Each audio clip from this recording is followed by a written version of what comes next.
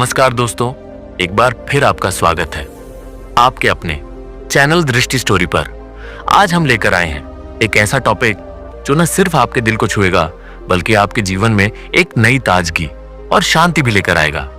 आज की हमारी बातचीत का विषय है गुस्से और चिंता से मुक्ति कैसे पाएं। अब जरा सोचिए, कितनी बार ऐसा हुआ है कि सुबह सुबह सब कुछ ठीक चल रहा हो, लेकिन अचानक किसी छोटी सी बात पर गुस्सा आ गया। शायद बॉस की डांट, घर में किसी से बहस या फिर फोन पर कोई बुरी खबर। और चिंता, वो तो जैसे हमारी जिंदगी की अनचाही मेहमान बन चुकी है।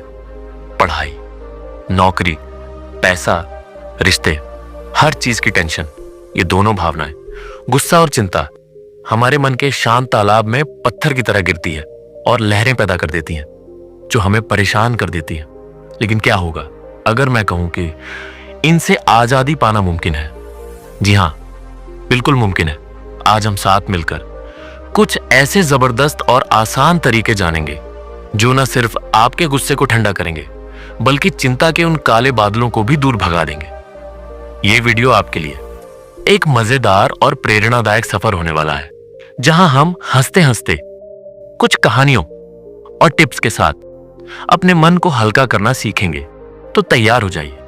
इससे पहले आपसे एक रिक्वेस्ट है कि अगर आप मेरे चैनल पर नए हैं तो मेरे चैनल को सब्सक्राइब जरूर कर लें। इससे हमें भी और अच्छी प्रेरणादायक कहानी लाने में मदद मिलती है। तो चलिए शुरू करते हैं। एक शांत शाम थी। भगवान बुद्ध अपने शिष्यों के साथ एक प्राचीन जंगल के किनारे एक गांव में रुके थे। चारों ओर विशाल वृक्षों की छाया थी और हवा में पक्षियों की मधुर आवाजें गूंज रही थी। लेकिन इस शांति के बीच एक युवा शिष्य आनंद बेचैन था। उसका चेहरा गुस्से से तमतमाया हुआ था और उसकी मुट्ठियां भींची हुई थी। वह तेज कदमों से बुद्ध के पास पहुंचा और बोला, भगवान, आज गांव में एक लकड़हारे ने मुझ पर चिल्लाया। उसने कहा कि मैं एक भटका हुआ भिक्षु हूं जो कुछ काम का नहीं। उसकी बातें मेरे मन में बार बार गूंज रही हैं। मैं उस गुस्से को निकाल नहीं पा रहा। मुझे रास्ता दिखाइए। बुद्ध ने उसकी ओर देखा। उनकी आंखों में करुणा थी और होठों पर हल्की मुस्कान। उन्होंने कहा, आनंद, गुस्सा एक आग है जो बाहर नहीं भीतर जलती है। आओ हम सब मिलकर इस आग को समझें। बुद्ध ने अपने शिष्यों को एक विशाल बरगद के नीचे बुलाया। सूरज की आखिरी किरणें पत्तियों से छनकर जमीन पर बिखर रही थीं। बुद्ध ने एक कहानी शुरू की।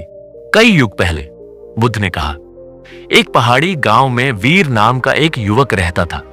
वीर की मां उसे शेर का दिल कहती थी क्योंकि वह नन्ही उम्र से ही जंगल में लकड़ियां काटने जाता और अपने परिवार का पेट पालता था। लेकिन उसका गुस्सा उतना ही बड़ा था जितना उसका दिल।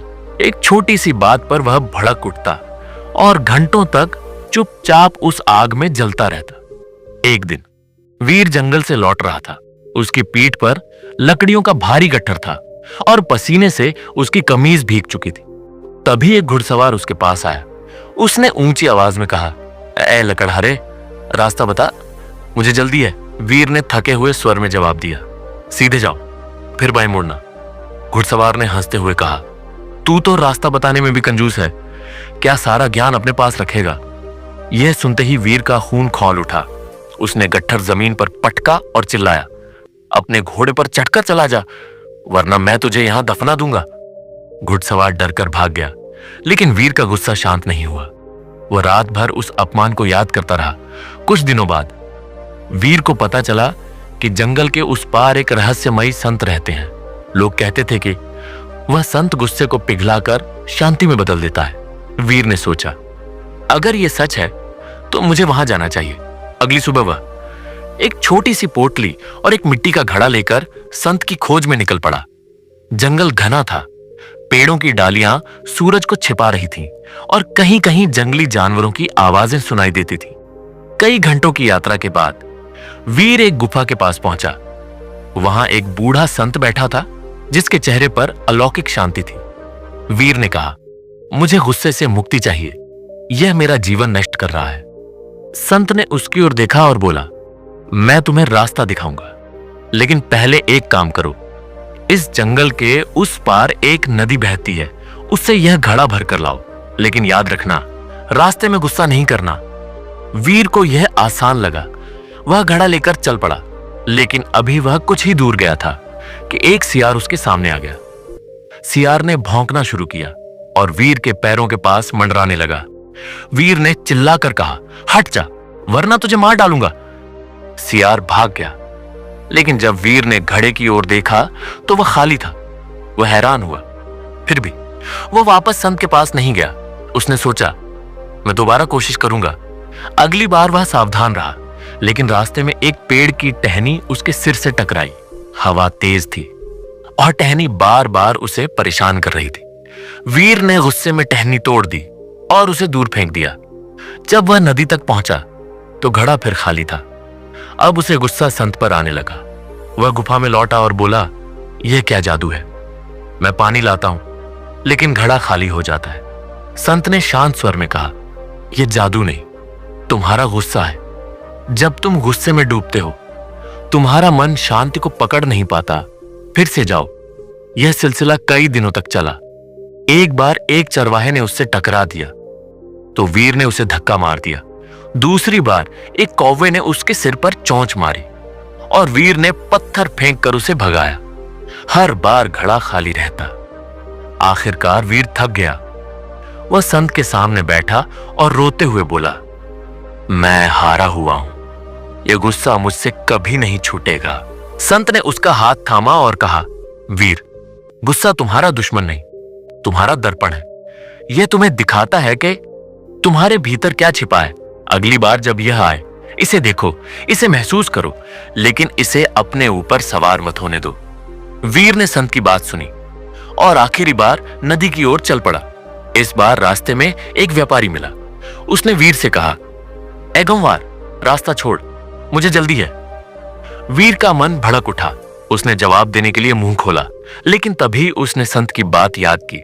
उसने गहरी सांस ली और चुपचाप किनारे हट गया। व्यापारी चला गया।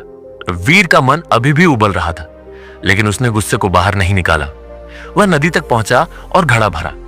जब वह संत के पास लौटा तो घड़ा पानी से लबालब था। संत ने मुस्कुराकर कहा, अब तुम समझ गए, गुस्सा एक आंधी है और शांति उसका साहस। जब तुम आंधी को थामना सीख जाते हो तो शांति तुम्हें गले लगा लेती है।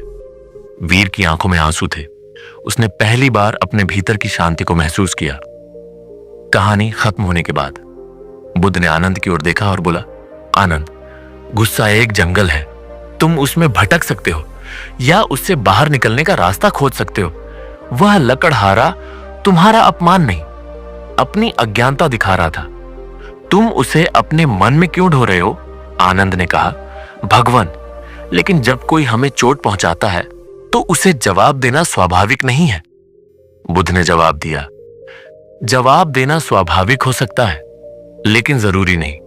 अगर कोई तुम्हें कीचड़ फेंके तो क्या तुम उसे उठाकर अपने कपड़ों पर मलोगे? गुस्सा वही कीचड़ है, उसे वहीं छोड़ दो जहां वह है। एक दूसरा शिष्य सुमित बोला, लेकिन भगवान, अगर गुस्सा बार बार आए तो? बुद्ध ने कहा, उसे एक मेहमान समझो। वह आएगा, तुम्हारे दरवाजे पर दस्तक देगा। तुम उसे देख सकते हो, उसे बात कर सकते हो, लेकिन उसे अपने घर का मालिक मत बनने दो। धीरे धीरे वह थक जाएगा और चला जाएगा। शिष्यों ने कई दिनों तक इस पर चर्चा की। आनंद ने अभ्यास शुरू किया। एक दिन जब एक गांववासी ने फिर उसे ताना मारा तो उसने गहरी सांस ली और चुपचाप मुस्कुरा दिया। उस रात वह बुद्ध के पास आया और बोला, भगवान, आज मैंने गुस्से को देखा और वह मुझ पर हावी नहीं हुआ। बुद्ध ने कहा, यही मुक्ति है आनंद। फिर बुद्ध ने आनंद से कहा, आनंद, अब तुम ध्यान से सुनो। मैं तुमको गुस्से को कंट्रोल करने का 10 उपाय बताने जा रहा हूं। पहला, वर्तमान क्षण में जियो। क्रोध अक्सर अतीत की घटनाओं या भविष्य की चिंताओं से उत्पन्न होता है। जब हम अतीत में जीते हैं तो पुरानी पीड़ाएं और समस्याएं हमारे मन में उभर आती हैं और भविष्य की चिंता से हम घबराते हैं। वर्तमान में जीने का मतलब है कि हम उस समय पर ध्यान केंद्रित करें जो हमारे सामने है। जब हम वर्तमान में रहते हैं तो हमारा मन शांत रहता है और हम आसानी से क्रोध से बच सकते हैं। जब आप क्रोधित हो जाएं, अपनी सांस पर ध्यान दें, गहरी सांस लें और अपने आप को वर्तमान में वापस लाने का प्रयास करें। दूसरा, मौन धारण करो। क्रोध की स्थिति में अगर हम अपने शब्दों पर नियंत्रण नहीं रख पाते तो अक्सर स्थिति और बिगड़ जाती है। मौन धारण करना एक शक्तिशाली तरीका है जिससे हम अपनी भावनाओं को शांत कर सकते हैं और स्थिति को और अधिक बिगड़ने से रोक सकते हैं। जब आपको लगे कि क्रोध आपके भीतर भड़क रहा है तो कुछ समय के लिए चुप रहिए। कुछ देर के मौन से आपको अपने विचारों पर नियंत्रण पाने में मदद मिलेगी। तीसरा, श्वास पर ध्यान दो। क्रोध में अक्सर हमारी श्वास तेज और उथली हो जाती है जो स्थिति को और अधिक उग्र बनाती है। श्वास पर ध्यान केंद्रित करने से हम अपने शरीर और मन को शांत कर सकते हैं। यह एक अत्यधिक प्रभावी तरीका है। जब क्रोध आए तो गहरी और धीमी श्वास लें। श्वास की गिनती करते हुए उसे बाहर छोड़ें। ऐसा करने से आपका मन शांत होगा और क्रोध कम होगा। चौथा, करुणा का अभ्यास करो। अक्सर हम अपने क्रोध को दूसरों पर उभारते हैं क्योंकि हम उन्हें अपनी परेशानियों का कारण मानते हैं।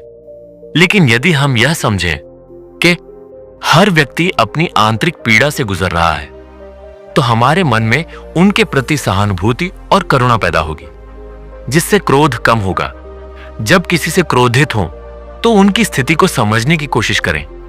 क्या वह भी किसी मानसिक या शारीरिक पीड़ा से गुजर रहे हैं?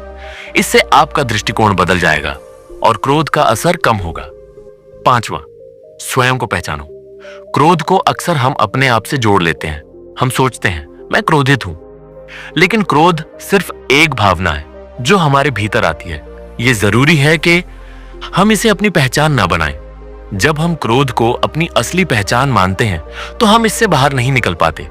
जब क्रोध उठे तो यह याद रखें कि क्रोध आपका हिस्सा नहीं है। यह सिर्फ एक भावना है जो आकर चली जाएगी यदि आप इसे न पकड़ें। छठा, ध्यान और साधना करो। ध्यान, मेडिटेशन एक प्रभावी तरीका है जिससे हम अपने मन को शांत कर सकते हैं। नियमित ध्यान करने से हमें अपने विचारों और भावनाओं पर नियंत्रण मिलता है और हम क्रोध को नियंत्रित करने में सक्षम होते हैं। प्रतिदिन कुछ समय के लिए ध्यान करें। शांति और संतुलन के लिए साधना के विभिन्न प्रकारों का अभ्यास करें, जैसे माइंडफुलनेस ध्यान, विश्राम ध्यान आदि। सातवां, क्षमा का भाव रखो। क्रोध को छोड़ने का सबसे प्रभावी तरीका है क्षमा करना। जब हम किसी से क्रोधित होते हैं तो हमारा मन भारी और अशांत रहता है, लेकिन जब हम उसे क्षमा कर देते हैं तो हमारा मन हल्का हो जाता है और क्रोध समाप्त हो जाता है। जब किसी ने आपको आहत किया हो तो यह सोचें कि क्या आप उसे क्षमा कर सकते हैं। क्षमा करने से आपका मन शांति से भर जाएगा। आठवां, संवाद में संयम रखो। क्रोध के समय हम शब्दों से अधिक हानि पहुंचाते हैं। कठोर शब्दों से स्थिति और बिगड़ सकती है। इसलिए जब आप क्रोधित हों तो संयमित और विचारशील शब्दों का उपयोग करें। जब आप क्रोधित हों तो गहरी सांस लें और पहले सोचें कि आपको क्या कहना है। संवाद करते समय अपने शब्दों को संयमित रखें और दूसरों को सम्मान दें। नौवां, शारीरिक गतिविधि करो।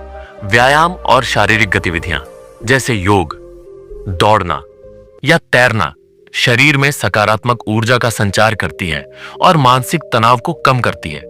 शारीरिक रूप से सक्रिय होने से मन शांत होता है और क्रोध पर काबू पाया जा सकता है। प्रतिदिन योग करें, ध्यान केंद्रित करें या हल्की फुल्की दौड़ लगाएं। शारीरिक गतिविधियों से मानसिक शांति प्राप्त होती है। 10वां, सकारात्मक दृष्टिकोण अपनाओ। जब हम जीवन की प्रत्येक स्थिति को सकारात्मक दृष्टिकोण से देखते हैं तो क्रोध और निराशा अपने आप दूर हो जाती है। सकारात्मक सोच से हम कठिन परिस्थितियों में भी शांत रह सकते हैं। हर घटना या व्यक्ति को सकारात्मक दृष्टिकोण से देखें। जीवन की कठिनाइयों में भी अच्छे पहलू तलाशें। जब आपका दृष्टिकोण सकारात्मक होगा तो क्रोध और नकारात्मक भावनाएं कम होंगी। तो साथियों, यह था क्रोध को शांत करने का 10 उपाय। अगला अध्याय। बहुत समय पहले श्रावस्ती के निकट एक सघन वन में महात्मा बुद्ध अपने शिष्यों के साथ निवास कर रहे थे। उनकी करुणामयी वाणी और शांति का संदेश दूर दूर तक फैल चुका था। सम्राटों से लेकर सामान्य जन तक सभी उनसे ज्ञान प्राप्त करने आते थे। लेकिन उसी नगर में एक ऐसा व्यक्ति भी था जिसे बुद्ध से गहरी ईर्ष्या थी। राक्षस स्वभावी राजा विराट वह हिंसा और युद्ध प्रिय था और बुद्ध के शांति और करुणा के संदेश को अपने अधिकार के लिए खतरा मानता था। राजा विराट के मन में यह संकल्प जगा कि वह बुद्ध की शांति को तोड़कर उन्हें क्रोधित करेगा, जिससे वह यह सिद्ध कर सके कि शांति मात्र एक छलावा है और क्रोध ही मनुष्य का असली स्वभाव है। उसने एक षड्यंत्र रचा और अपने सैनिकों को आज्ञा दी कि वे बुद्ध के आश्रम में जाएं और उन्हें अपमानित करें। राजा के सैनिकों ने इस आदेश को स्वीकार किया और अगले ही दिन बुद्ध के आश्रम की ओर पहुंच गए। जब वे वहां पहुंचे तब बुद्ध वट वृक्ष के नीचे ध्यानस्थ थे और उनके शिष्य शांति से उनका उपदेश सुन रहे थे। सैनिकों ने अशांति फैलाने के लिए वहां हंगामा करना शुरू कर दिया। हे गौतम, तुम केवल शब्दों की माया रखते हो। तुम्हारी शांति असली नहीं, एक धोखा है। हम तुम्हें अपमानित करेंगे। देखना, क्या तुम क्रोधित होते हो? सैनिकों ने चिल्लाते हुए कहा। बुद्ध ने नेत्र खोले और शांत स्वर में बोले, यदि कोई व्यक्ति मुझे उपहार दे और मैं उसे स्वीकार न करूं, तो वह उपहार किसका रहेगा? सैनिकों में से एक बोला, जो देने वाला है उसका रहेगा। बुद्ध ने उत्तर दिया, तो यदि मैं तुम्हारे क्रोध और अपमान को स्वीकार ही न करूं, तो वह किसका रहेगा? सैनिक निरुत्तर होकर लौट गए और राजा विराट को यह समाचार सुनाया। राजा क्रोधित हो उठा। उसने स्वयं आश्रम जाने का निश्चय किया। अगली प्रातः जब बुद्ध अपने शिष्यों को धर्म का उपदेश दे रहे थे, तभी विराट वहां पहुंचा। उसने कठोर वाणी में कहा, हे गौतम, तुम केवल शब्दों से जादू करते हो, लेकिन मैं तुम्हारी शांति को चूर चूर कर दूंगा। देखो, मैं तुम्हारा अपमान करता हूं। और यह कहकर उसने बुद्ध के सामने अपशब्द बोले।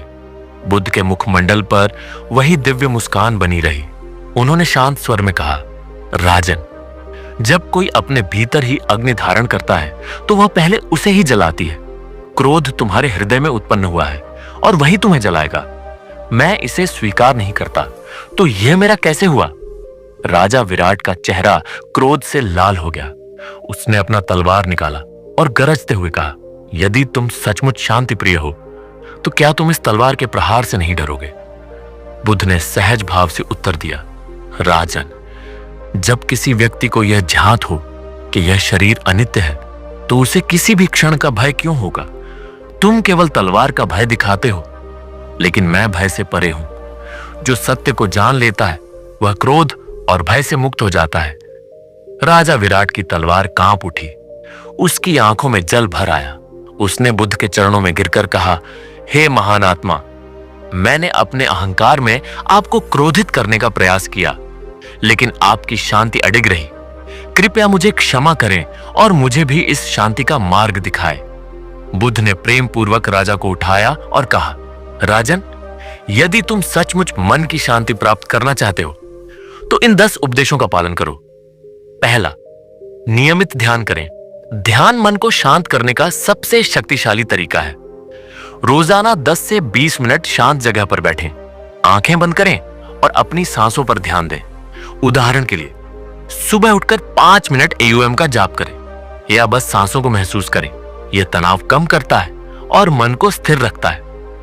दूसरा, प्रकृति के करीब जाएं। प्रकृति का साथ मन को सुकून देता है। पार्क में टहलें, पेड़ पौधों को देखें या नदी झरने के पास समय बिताएं। जैसे हर हफ्ते सुबह सूर्योदय देखने जाएं। यह न सिर्फ मन को शांत करता है, बल्कि सकारात्मक ऊर्जा भी देता है। तीसरा, संगीत सुने। शांत और मधुर संगीत मन को तुरंत राहत देता है। अपनी पसंद का कोई सुकून भरा गाना, भजन या शास्त्रीय संगीत सुने। उदाहरण के लिए, तनाव महसूस हो तो बांसुरी की धुन सुने। यह दिमाग को रिलैक्स करता है। चौथा, गहरी सांस लेने की आदत डालें। जब मन बेचैन हो तो 5 से 10 गहरी सांसें लें।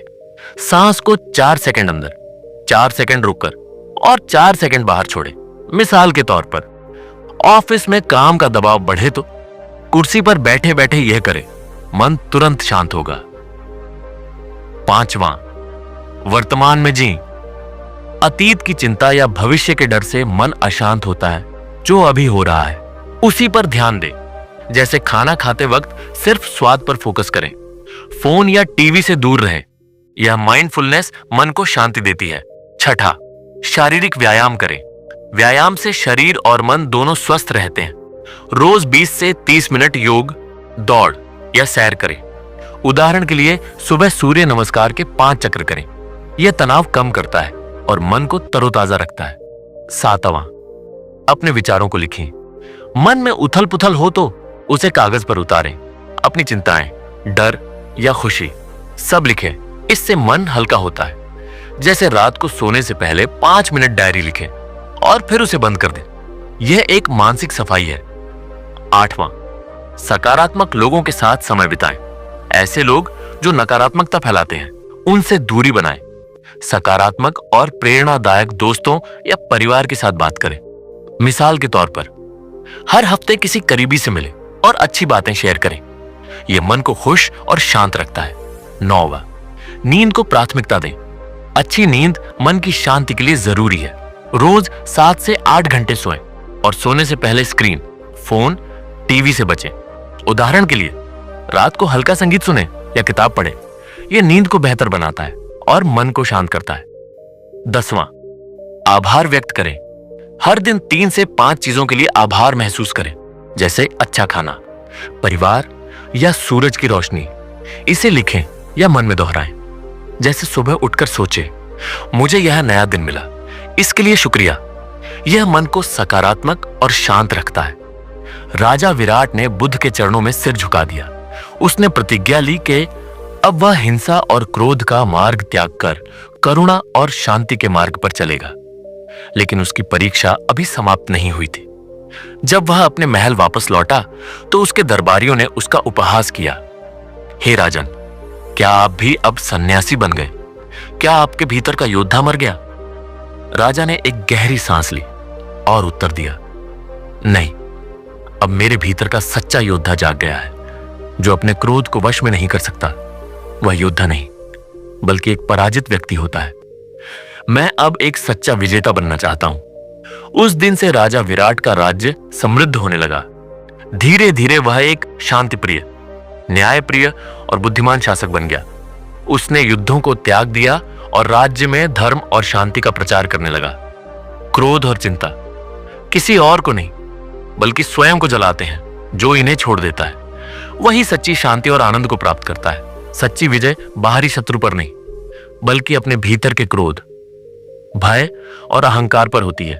तो साथियों, अगर आपको यह वीडियो पसंद आया और इससे आपको कुछ नया सीखने को मिला तो हमारे चैनल को सब्सक्राइब जरूर करें, क्योंकि यहां आपको मिलेंगी रोचक कहानियां, जीवन को बदलने वाले ज्ञानवर्धक विचार और मन को शांत करने वाली प्रेरणादायक बातें। साथ ही बेल आइकन दबाना ना भूलें, ताकि जब भी हम कोई नया वीडियो अपलोड करें उसकी जानकारी सबसे पहले आपको मिले। अगर यह वीडियो आपको पसंद आया हो तो इसे लाइक करें और कमेंट में हमें बताएं कि आपको इसमें सबसे अधिक कौन सा भाग पसंद आया। आपकी राय हमारे लिए बहुत महत्वपूर्ण है। आपका बहुमूल्य समय देने के लिए धन्यवाद। फिर मिलेंगे एक और नए ज्ञानवर्धक और प्रेरणादायक वीडियो के साथ।